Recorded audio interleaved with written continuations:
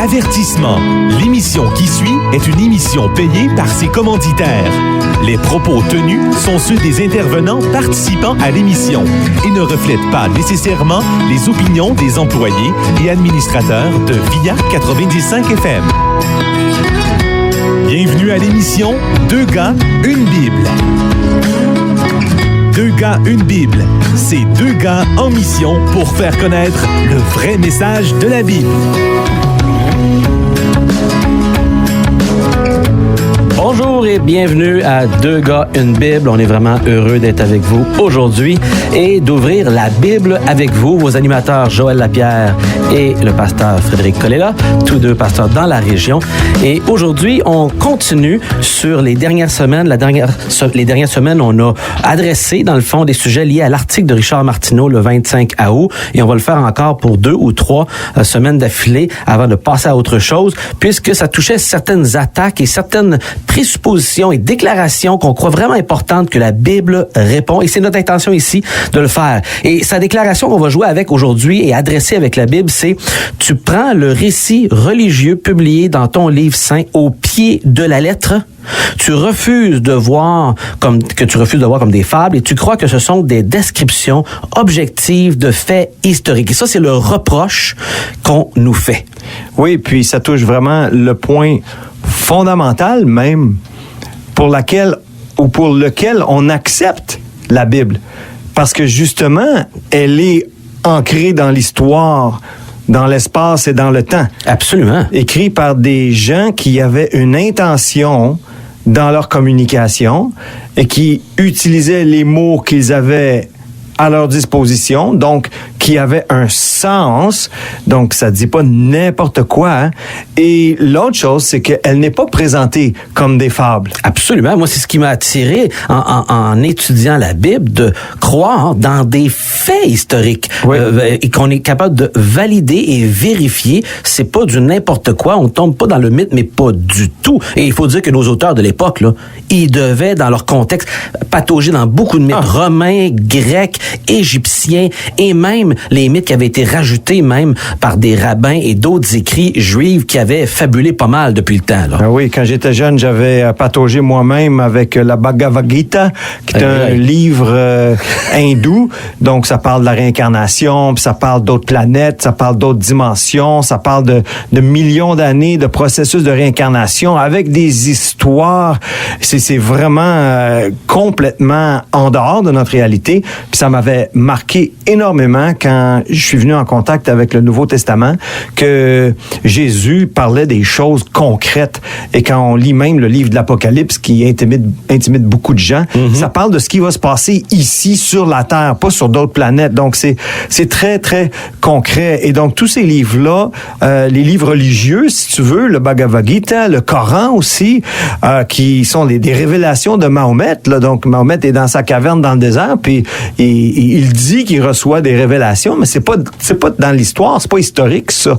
Puis le livre des Mormons aussi, qui est encore Joseph Smith, je sais pas quelle année. Qui fait des déclarations au milieu des années 1800. Dans les années 1800, qui lui va dans la forêt, puis il s'adresse à Dieu, dis-moi la vérité, puis là un ange lui apparaît, puis là il lui débite supposément tout ce qu'il y a dans le livre des Mormons, que dans le fond c'est pas du tout dans l'histoire, puis on peut pas vérifier rien. Écrit sur des plaques d'or qui sont trop grosses à traîner, en tout cas toute une affaire qui a une histoire, puis personne l'a vu, tu sais.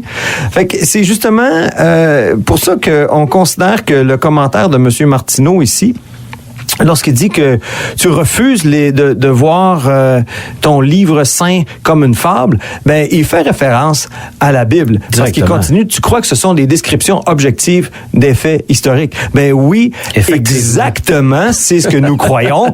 Et c'est à cause de ça qu'on accepte le message de la Bible. On serait bien nono de croire en n'importe quoi et de pas avoir de fondement, parce que s'il y a quelque chose de vraiment important pour le croyant, c'est que si on croit à un Dieu créateur, un Dieu qui fait des miracles, ce sont des faits qui sont arrivés dans le temps. Si c'est pas historique, sur quoi est fondée ma foi? Oui, et la Bible entière est bâtie là-dessus. T'as le peuple juif qui est esclave en Égypte. Absolument. Et donc, t'as Moïse qui arrive et qui les sort de là, et il passe à travers de la mer Rouge qui s'ouvre en deux, et il passe comme comme sur du sec, eh bien, c'est une nation entière qui est témoin de cet événement-là. Et jusqu'à ce jour, et ils le célèbrent encore quand ils font la Pâque juive. 3400 ans plus tard, on remémore une histoire qui est un fait historique pour les Juifs qui est arrivé, exact. Où un vrai Dieu, le Dieu vivant, oui. est intervenu dans le vrai temps avec des vraies personnes et ouvert une vraie mer. Oui.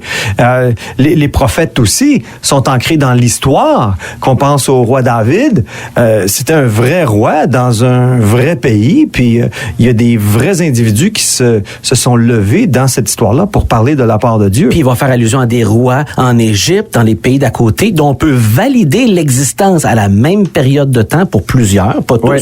parce qu'il y a bien des informations qui nous manquent aussi après 3000 ans, mais on a pu valider des rois autour qu'on parle aussi dans la Bible. Ouais, mais moi, quand j'entends ça, Joël, j'ai toujours la même réaction en moi. C'est que faut faire attention de pas tomber dans le piège de dire que on a besoin de valider la Bible. Parce que la Bible, elle se valide elle-même. Elle est le document historique, tu sais. Puis les copies, la transmission, on en a déjà parlé ici, puis on n'a pas le temps de rentrer là-dedans, mais c'est amplement documenté, là. Et ça a été approuvé aussi par les historiens de cette époque-là. Tout à fait, tout à fait. Mais ce qui est intéressant, c'est que lorsqu'on analyse ces choses-là aussi de l'extérieur, pour celui qui arrive de l'extérieur de croire de la Bible, de voir que non. Il y a des faits historiques, c'est ancré dans l'histoire, avec des noms et des gens et des choses qui l'incriminent. Soit que c'est de la fraude, ou soit que c'est un fait. Oui, et puis quand tu prends la Bible aussi, les archéologues, ça fait 100 ans qu'ils prennent la Bible pour se guider dans leurs recherches. Absolument. Ils ont trouvé des villes partout en Irak, en Iran, en Israël, Bethléem, Jérusalem. Ce sont des villes qui existent. Ninive, même il y a des ruines, j'oublie le nom de cette ville-là, mais c'est vraiment extrêmement antique. Ça remonte au temps d'Abraham, dans laquelle ils ont trouvé des tablettes en argile sur lesquelles sont écrites des transactions commerciales. Et puis, une des villes qui est nommée dans ces transactions-là, c'est la ville de Sodome.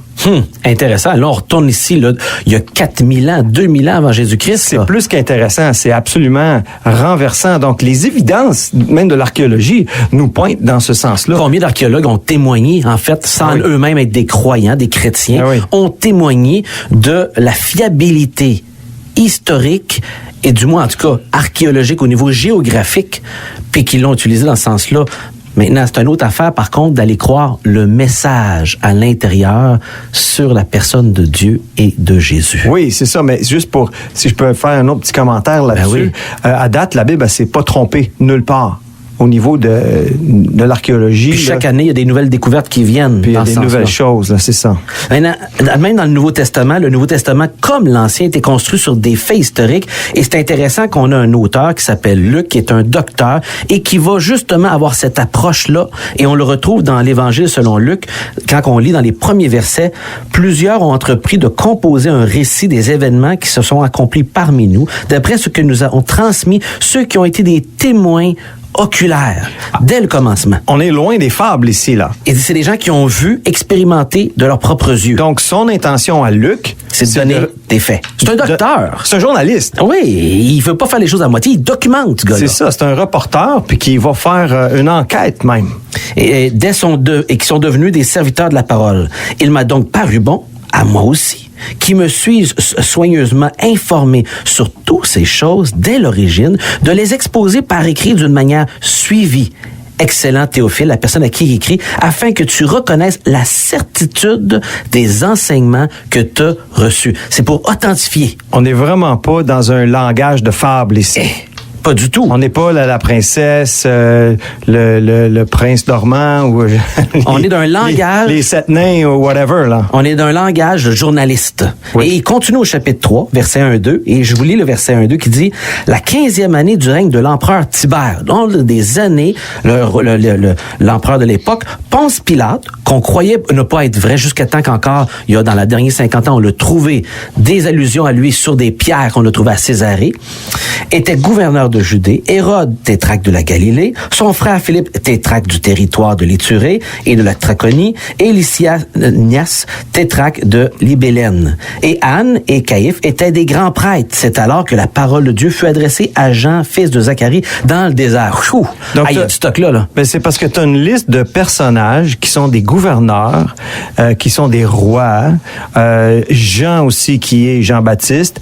Donc, on parle de lui comme étant le fils de Zacharie. Ça, c'est toute de l'information concernant le paysage politique de l'époque. Ben oui. Et donc, les gens qui vivaient à cette époque-là, ils savaient qui étaient ces personnes-là.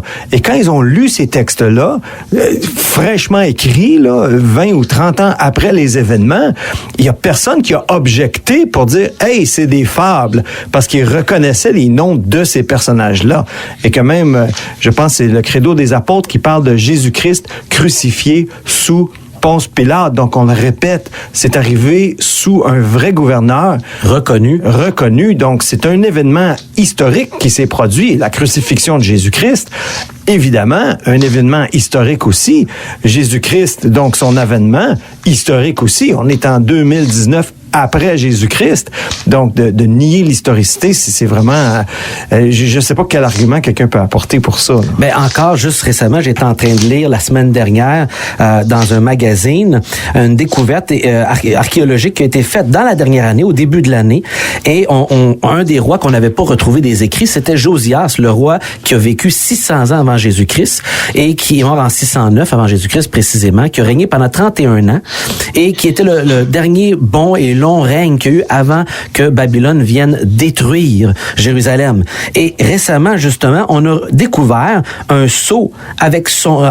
pas un sceau avec son nom, mais un de ses serviteurs. On a découvert un sceau avec le nom d'un de ses serviteurs qu'on a dans la Bible qui s'appelle Nathan Melech. Et on l'a découvert à Jérusalem, dans la dernière année encore, parce qu'on découvre à chaque année des nouvelles preuves, on déterre continuellement en terre promise des informations continuelles. Et dans 2 Rois, chapitre 23, verset 11, on parle de ce Nathan Melech et on retrouve son sceau de l'époque dans la même ville, 2600 ans plus tard. C'est fantastique. Et c'est ça, j'en nomme une, mais il y en aurait à la tonne. Ça vaut vraiment la peine ici de citer l'archéologue, le docteur Yifta Shalev de l'Autorité des Antiquités d'Israël. Il dit ceci: l'important n'est pas seulement qu'ils aient été trouvés à Jérusalem, ces objets-là, mais qu'ils aient été trouvés dans leur vrai contexte archéologique. Ça n'a pas été trouvé en Iran ou en Afghanistan. Là. Ce n'est pas un hasard si le sceau et l'empreinte du sceau se trouvent ici, parce que c'est leur place et la Bible a établi ces choses-là à cet endroit-là. Alors, ça s'est trouvé dans le timesofisrael.com le 31 mars 2019. Et voilà. Et donc, l'archéologie amplement atteste la véracité de la Bible. On donne quelques échantillons rapides ici. Et quand on arrive au Nouveau Testament, un des témoins, justement, de la vie de Jésus, un des témoins de l'arrestation, du procès de Jésus, témoin de la crucifixion, témoin de la résurrection, il a été parmi les premiers à se rendre au tombeau vide. Eh bien, voilà qu'est-ce qu'il écrit. Il écrit, Jésus a fait encore en présence de ses disciples beaucoup d'autres miracles. Donc, c'est de Jean que je parle ici dans l'évangile de Jean au chapitre 20, verset 30. Il a fait aussi beaucoup d'autres miracles qui ne sont pas écrits dans ce livre. Mais ces choses ont été écrites. Donc, l'évangile de Jean, le témoignage des apôtres a été écrit afin que vous croyiez que Jésus est le Christ, le Fils de Dieu, et qu'en croyant, vous ayez la vie en son nom. Fort intéressant comme déclaration. Et l'apôtre Pierre va venir faire la même chose dans la lettre qu'il a écrite 2 Pierre, où ce qu'il va affirmer au chapitre 1, verset 16, que c'est pas par des fables habilement conçues. Et le mot fable, c'est le mot qu'on utilise en grec, mythe, oui. Mythologie, duquel on l'a en français, mythologie. Il dit, c'est pas des fables habilement conçues parce que nous, on est des partisans de la vérité, d'être des témoins oculaires. Et c'est le mot encore qu'il va utiliser dans ce même verset-là, au chapitre 1 de Pierre. Pierre, comme Jean, disent, nous autres, là, c'est des faits qu'on vous raconte, qu'on a vus et expérimentés. personnellement. Oui, et tous ces faits-là mettent en relief un message. Et donc, le message constant de la Bible, c'est que Dieu est en colère. Et ça, les gens n'aiment pas ça entendre ça. Non. Mais Dieu est en colère contre l'humanité à cause du péché, à cause de la révolte. Ben, parce qu'on a rejeté le Créateur. On rejette le Créateur et la Bible affirme que ce Dieu créateur a pris la forme d'un homme et que Dieu a placé son Fils comme un buffer C'est bien dit. entre sa colère et le pécheur, que si quelqu'un croit en Jésus, eh bien, il va être pardonné de ses péchés et il va être à l'abri maintenant. J'aime ça. La colère est tombée à la croix et toi, t'es à l'abri maintenant. C'est ça le vrai message de la Bible. Alors, est-ce que vous avez Jésus comme buffer hein? Entre nous et Dieu le Père qui nous aime? Parce que Jean, chapitre 3, verset 16, dit encore, « Car Dieu a tellement aimé le monde qu'il a donné son Fils unique afin que quiconque croit en lui ne périsse point, mais qui ait la vie éternelle. » Et donc, quiconque croit en lui comme un buffer. C'est bien dit, j'aime ça. Parce que Dieu veut nous donner cet amour-là, il veut qu'on l'expérimente, mais il faut la saisir par la personne de Jésus. On est déjà rendu au bout de notre émission, de notre temps. On veut vous remercier d'être là et vous inviter évidemment de nous faire part de vos questions, commentaires. On apprécierait un feedback de votre part. Vous êtes le bienvenu si vous n'avez pas un lieu de célébration le dimanche à l'église Vie Nouvelle et l'église Baptiste évangélique de Trois-Rivières. On est facile à trouver sur les sites Internet de chacun lorsque vous cherchez. Et vous pouvez communiquer avec nous par le Facebook, 2 gars, une Bible, ou par aussi une adresse Hotmail, 2 gars, une Bible, tout écrit ensemble, collé à commercial@hotmail.com. Maintenant, d'ici notre prochaine rencontre, Ne prenez pas nos paroles pour du cash. Ne prenez pas les paroles de M. Martineau pour du cash. Lisez l'Évangile de Jean, l'Évangile de Luc pour vous-même. Allez lire le récit et décidez pour vous-même si c'est une fable ou si c'est un récit historique. Merci.